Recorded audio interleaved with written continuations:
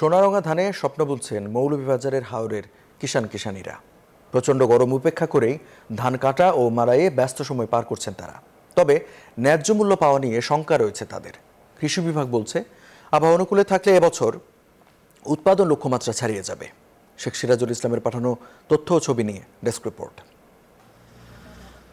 বৈশাখের শুরুতেই মৌলভীবাজারের হাওরে হাওরে চলছে ধান কাটার উৎসব। কাকডাকা ভোর থেকে মাঠে মাঠে ছুটছেন কিষাণীরা।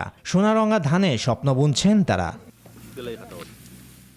প্রচণ্ড তাপদাহ উপেক্ষা করে ফসল কাটা, মাড়াই ও ধান ঘরে তুলতে ব্যস্ত হয়ে পড়েছেন কৃষকরা। শিলাবৃষ্টি হয়েছে, বৃষ্টির কারণে মানুষের ভিতরে আতঙ্ক সৃষ্টি হয়েছে যে ধান যেগুলা ফাঁকনা আছে এগুলা খাটিলেই পানি এইটো করে ও মানুষে আধা খাসা আধা ফাঁকনা ধান খাটিলাম।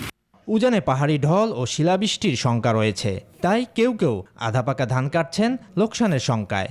বিকাশে কম খরচে ক্যাশ আউটের লিমিট বেড়ে 50,000, প্রিয় এজেন্টও 2টা। শিলাবৃষ্টি হইলে কিন্তু এইগুলা ধান কিন্তু যা আছে সব কিন্তু মনে করেন যে সব পানির নিচে চলে যাইব। মেঘ বাদলিয়ে ঘুরাঘুরি করে কোন সময় শিলাবৃষ্টি হইব, কোন সময় ভারী বৃষ্টি হইব, যার কারণে মাইসে দ্রুত ধানগুলা খাটিয়া গোল লইলা। কৃষি বিভাগ বলছে, বড় ধরনের প্রাকৃতিক দুর্যোগ না হলে ধান উৎপাদনে কাঙ্ক্ষিত লক্ষ্যমাত্রা ছাড়িয়ে যাবে। এবছর বোরো আবাদ হয়েছে 61,095 হেক্টর, যেটা আমাদের লক্ষ্যমাত্রা চেয়ে বেশি।